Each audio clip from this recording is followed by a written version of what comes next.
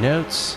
Okay. All right. Welcome to I Made You a Mixtape. I'm Wes Ponce. I'm Alex Kahneman. And this is episode 3. So this is our second round of mixtapes now. Yes. Yeah. Back to Wes. Back to me. So my first song that I picked this week, we're just going to get right into. Yeah, absolutely. It was Go Out and Love Someone by Pogo.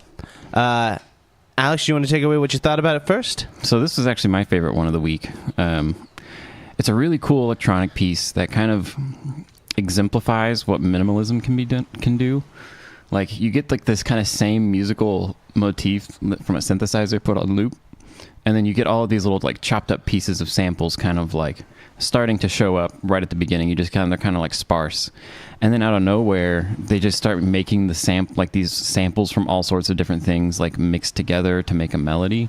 And so you're just hearing like little individual snippets, but they all lined up in time with each other, right? And they're all in like the same key, and so they all end up sounding nice together, and it's really catchy and like really clever. It's basically like what Skrillex does, where like he builds a melody and then makes it to where like different instruments are playing part of the melody at different times, except with samples, and that's called a hocket. It's like an old music technique, and I just thought it was a really refreshing way to hear a hocket done. Yeah, I was getting a lot of Girl Talk vibes off of it. Because I mean, like, Girl Talk did that with all the kind of music. Yeah, like, Girl Talk's all samples. Yeah, it's all samples, and like, so it kind of felt like Pogo for me, especially seeing how I've been listening to a lot of Pogo recently. Mm-hmm. It seems to me like it's music that's made for flipping through channels. Like that's what it sounds like. It's like if you just caught a song if you were flipping through channels. Exactly. Yeah. Interesting thing about Pogo. Do you know that the artist is banned from entering the United States until 2021? No. Because of a visa kind of issue that he had like, a couple years ago and stuff, and so he's been banned from coming to the country. That's ridiculous. But this was actually released on his 2018, his 8th album, called Quantum Field, which is actually surprising for Pogo because it's his second one that he released in 2018. Okay. This was released in December 2018. He released another one earlier in 2018. I think it was like April or something. Yeah. So he produced 2 albums that year. But that was the song that I picked off of that one, which was Go Out and Love Someone. Yeah, this is a really cool song. Like, it's a really refreshing take on a lot of things. Yeah, I picked this one specifically for you. I was just like, I really feel like this was one that Alex would really enjoy. And you were right. You were very right. My second one that I have also comes from the year 2018. And the interesting thing that I thought about this song was, this is the only song by the artist I can find. He's actually the lead singer, or he's like in the band The Districts, but this is the only song he's produced. Okay. It's called Stag by Goat Mumble. And what I got off of this one was that it reminded me a lot of Interpol, like the band Interpol and TV on the Radio. I almost feel like it's if Interpol and like TV on the Radio had a baby. Yeah. I felt like it was this like really nice approach to like lo-fi electronic music, where he was using like all these like kind of warbly analog synthesizers that are slowly detuning and retuning over and over, and then he's coming in and he's singing in this like super dreamy vibe that kind of fit the like nostalgic aspect of the instruments. Yeah, like it was almost like if like somebody took a vaporwave track and just wrote the whole thing rather than just slowing down another piece of music. And I kind of got this like weird, almost like 80s goth rock influence. Oh, absolutely. Like kind of like the Joy Division comes to mind specifically. I think it was his voice where it has that really drone, kind of like Ian Curtis does and stuff. And it almost feels, it is definitely my saddest song that I've picked this week. Yeah. But yeah, like like I said, this is the only song I could find by him. I want to find more. I subscribe to him on Spotify just so that like if he produces anything else by Goat Mumble. Yeah, no kidding. Because like that was like, it was like super like mellow and just kind of easy to listen to. But like you said, it was like really like it had that like sad feeling. Like it was really hard for me to like catch the lyrics because my brain just doesn't listen to all the lyrics all the time. But like, so I'm not exactly sure what he's talking about, but like the overall feeling of the track is kind of just dreary. Well, it was a weird dichotomy that I put that at number 2 too, because we went from going to the happiest song ever, which was like Pogo, to Go right. Mumble. My third song is obviously, I picked this song because I love Anderson .Paak. Yeah. Anderson .Paak is only featured on this. It's actually by Kentaro, who used to be the keyboardist for The Internet, the rapper. Yeah, and Kentaro is also one of the characters from Mortal Kombat. Yeah, and there's also another thing with like Japanese mythology also that I saw. This was the hardest thing looking him up. But this is off of his 2017 EP. The song is called Mkay, featuring Anderson .Paak. And the thing that I really liked about this song was obviously Anderson .Paak brings some kind of funky vibe to literally everything he touches. Oh, yeah, dude. It's hard for me to not like an Anderson .Paak song. Yeah, I agree. He's put out so much consistently good music, and like he really knows how to like do what he does best and make it fit to whatever setting he's provided with. And so like this track was like very like, again, electronic. It's using analog synths, but it's also got like a really nice drum beat. And he just comes in and just like really sets the mood from being this kind of like a goofy electronic track to being like this cool like electro R&B funk thing that you're listening to, and all of a sudden it's really enjoyable. And I love the skits that Anderson .Paak does at the beginning. Yeah, like I think what he said, like what is he's like, thank you ladies and gentlemen for joining me, as well as the 45 drink cover charge and 3 drink minimum. Yeah, right. So, and I thought that it's always really fun for me as a listener to hear him perpetually sound like he's in a live venue. Yeah, right. It's a cool thing he's got going on. Yeah, on the word, we should probably talk about Kentaro's part also, though. Like, I mean, like it is his song. And the thing that I thought that was really interesting about it is I loved that. Really, it gets caught in my head all the time. That boop, boop, boop, boop, doop, boop, boop, boop. Yeah, totally. Very clever on the way that like it's just a loop that just gets stuck in your head. Totally. And I thought that bass line that keeps dropping in. Oh, it's just like super heavy occasionally, and it's like that's really catchy and just like real easy to kind of like get lost in the groove. Yeah, it's one of those songs that like you don't even really pay attention to the words most of the time. I mean, the words can catch people, but I think for me and you, a lot of times I've noticed that words are just more of an instrument than they are sometimes. Yeah, well, the way I look at it is music means exactly what it sounds. Sure. We can only ever talk about things. We can never talk exactly things. Sure.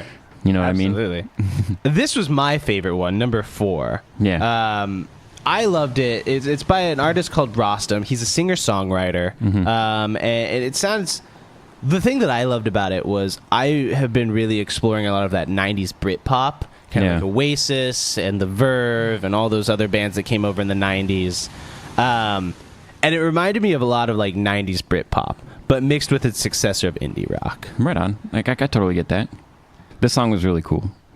Like that snare drum at the very beginning, like having it like feel like it's getting louder, but they're also making the room feel bigger as it gets louder, and then as it gets quieter, they like shrink the room down with it. So it just gives you this really wild effect where it almost sounds like it's changing pitch and like it's playing like a melody almost, and then all of a sudden the song just drops in, and then the snare drum just like you can just hear it pounding, and it's like the main pulse and like driving force of the song from that point on to me.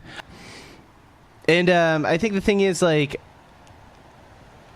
this is his second album that he's ever released. Okay. Or his second studio album. It was released in 2017. And... Sorry. Sorry. My notes really You're quick. fine. You're fine. I think this song hits me in a really particular way because it's about like 2 boys and 1 girl, right? Like 2 boys fighting over 1 girl and stuff. And obviously, like I have a little history with that, but I mean, everyone I think at one point in their life has felt like that before. Absolutely. And so I think the thing is like it's this really interesting dichotomy of him questioning which one that he is. Like, is he the necessary one or is the extra one and stuff? And I thought it was a really catchy way to make an upbeat poppy way of explaining that emotion. Yeah. See, this track for me was just a little, I don't know, it was a little vanilla, I felt. Yeah. At least just for me. Like, nothing about it really, like, stood out and, like, made me go, oh, wow, that's really cool. Like, I enjoyed listening to it, and it was nice. But, like, there's nothing in particular that I can remember being like, oh, yeah, that. Like, yeah. I found my mind kind of, like, wandering to other things on that track, unlike the rest of them. But, like, I think that just says more about my tastes in music than anything. No, absolutely, yeah. Yeah. but I still like the track. I just don't really have too much else to say about it because he pretty much hit all the points that I thought were interesting. Sure, yeah. My last one is In Green by Generationals. Yeah, I really loved the vocals by Sarah Quintana on it too. Like her vocals, like where there was that kind of like higher note kind of thing and stuff, I thought was really nice, and it almost sounded like her voice in it was almost haunting to me and stuff. I know I've said that on both of my podcasts, or on both of my episodes and stuff, but apparently I've just been into this really like wispy, almost ghosty sounding vocals. right. And I really loved the bass line on this one. I thought it was a really clever, just kind of weird sample. Yeah. It reminded me a lot of like trip hop. Oh yeah. Well, see, I really liked how the drum loop that she was using, she would like randomly cut out like a section of it, or Yeah. And so you would feel the beat, and then it would just be quiet, and you'd hear the rest of the music, and then it would just come back in on like the downbeat, or you just hear that snare drum would just start it back up again. Absolutely. And that comes off of 2016. This is my oldest song. Yeah. This is by Polyvinyl Plays Polyvinyl, which I thought was a really weird and clever title. Yeah, right. Like, Yeah. especially them being on Polyvinyl Records. Yeah, right. That's funny. But yeah, I don't know. I thought this track did a really good job of like doing as much as possible with as little information. Oh yeah, absolutely. Which to me is like more remarkable in writing than being able to write like a full 120 piece symphony. Like that's cool and all, but like if you can just do like 3 things and keep it interesting for a few minutes, like Absolutely. that's really, really impressive. But yeah, so those were my picks for the week. This is a fun playlist. It was a good playlist. I think it'll fit really well into everything else. Yeah, totally. And I'm excited to see what you have in store for us next week. Next week's going to be a good one. What kind of crazy, weird roller coasters we're going into. Join us next week. And please leave some comments below. Like if there's any songs that you feel like you liked, tell us about it. Tell us what you liked about it. Absolutely. And honestly, the thing is, like, we're available on obviously our YouTube. We're available on SoundCloud, and we're available on our Twitter at Waking Kraken. Yeah. If you ever want to just send us like a message on, hey, I really like this song, check this song out, or anything. Yeah. In other news, our good friend Fairway Avenue is in the works of releasing something soon. Hell I heard yeah, a little dude. sample the other day of his stuff, Oh, and I'm nice. very excited to hear some more of that. That's awesome. He really needs to keep making music. Absolutely. Yeah, and maybe in the future, if people actually do start listening and we do start getting like comments, maybe we'll start doing like a requested playlist. Absolutely. That's actually been one of the things that I've been really wanting to do is like eventually, obviously me and Alex share a lot of interesting taste in music and stuff, but I do want to eventually like have like a viewer's choice or just like someone else's like playlist that we review their playlist. Yeah, absolutely. Yeah, well, just let us know what you guys think and what you think would be interesting for the show, because like we feel like we finally have found something that we really want to do for a while, and so we're gonna try and be consistent with this Made You a Mixtape. Absolutely. So welcome to the Mixtape sphere. Have a good one, guys. Peace out. Okay, goodbye.